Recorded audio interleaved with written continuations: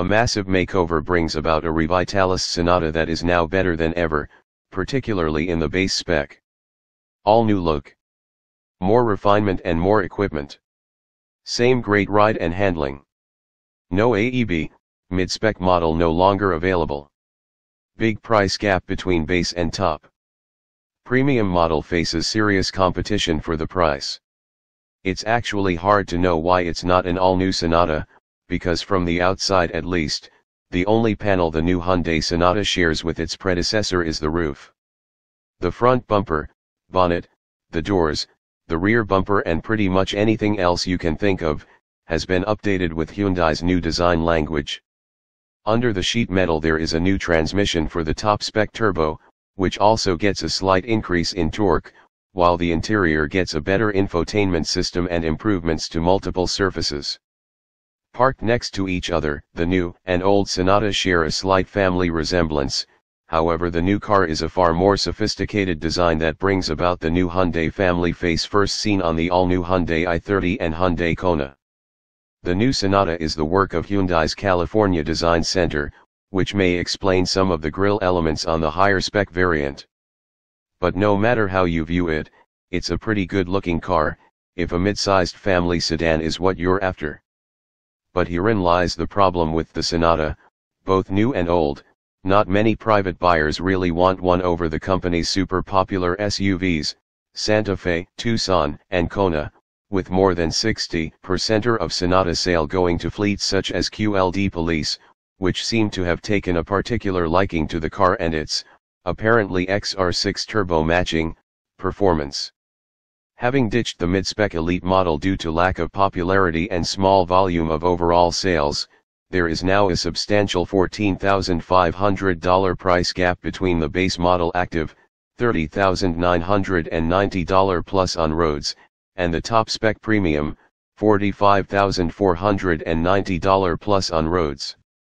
Both remaining variants have been updated with additional equipment, see our pricing and specs article. However, the gap is significant enough to question the value of the top-spec model over the very accomplished base model.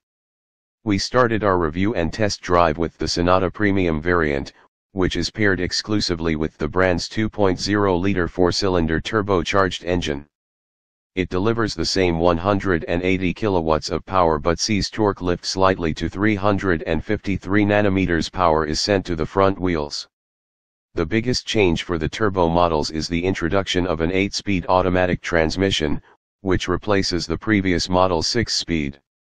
The software update to the engine and the additional 2 gears allow for torque to build up about 500 rpm earlier in the rev range, giving a more linear power delivery than before, though it would be relatively hard to notice unless you were looking for it. On the road, the updated powertrain feels smooth and more than capable of highway overtaking or getting up to speed without too much effort. We did on one occasion notice the vehicle cutting power rather abruptly when accelerating off the line, even though it didn't seem to be struggling for traction.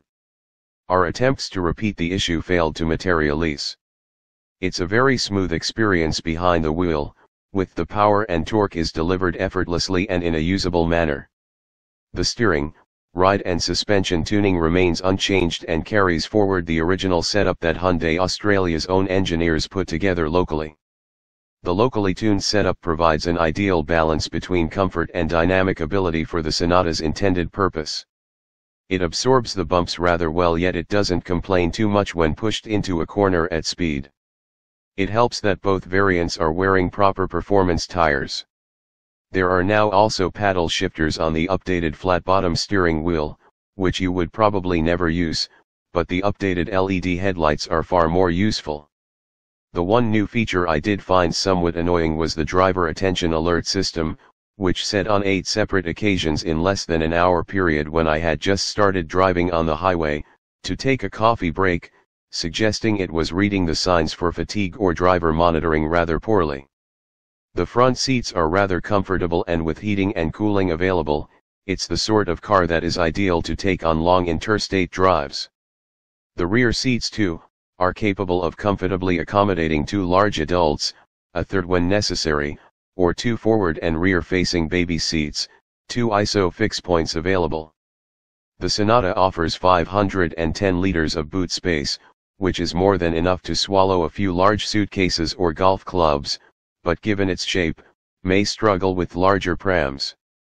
Like the base model Active, the turbocharged Sonata gets an updated 8-inch infotainment system that now handles Apple CarPlay and Android Auto. We tested CarPlay extensively and it worked a treat, as we've come to expect. The top-spec Sonata will also happily charge your iPhone X, or a variety of supported Android smartphones, wirelessly thanks to its Qi standard wireless charging capability.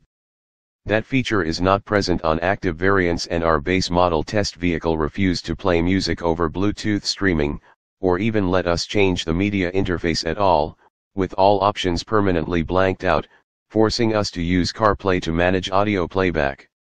Speaking of the Active, the gloss black updates to the air conditioning dials and their surrounds are a nice addition and help lift the overall cabin ambience ever so slightly.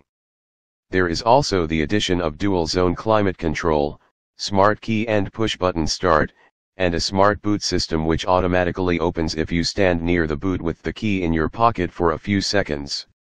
All base model Sonatas are powered by an unchanged 2.4-liter 4-cylinder naturally aspirated petrol engine. The powertrain delivers a very reasonable 138 kilowatts of power and 241 nanometers of torque.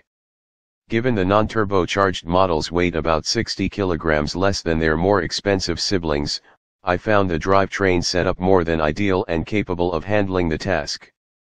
During the drive both in suburbia and on the highway, it never felt inadequate or lacking in performance. Considering the everyday driving tasks the Sonata will likely encounter, the base model's powertrain is more than good enough for the job. So much so that it would be worth saving the near 50% increase in price to the premium and stick with the base model.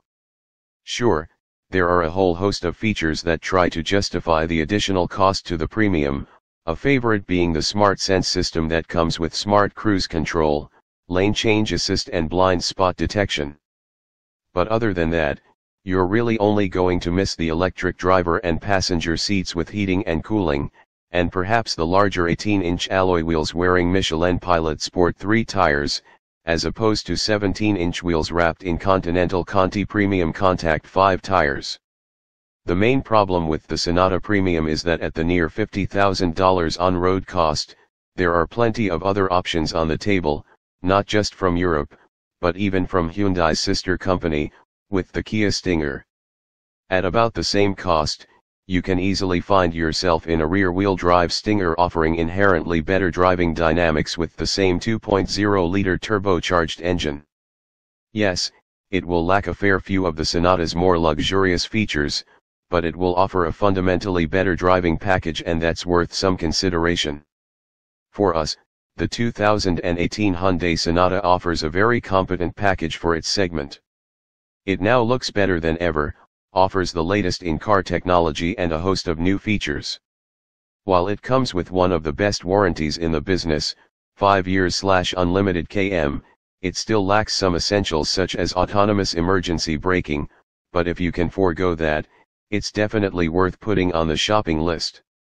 Our advice is to buy a Tucson or Santa Fe for similar coin, but if a sedan is a must, then stick with the base model Sonata, which we would rate as a solid 8/10, as the value for money proposition is rather high, and given its longer, 15,000 kilometers, service intervals compared to the turbo, 10,000 kilometers, and significantly cheaper purchasing cost, it makes the most sense.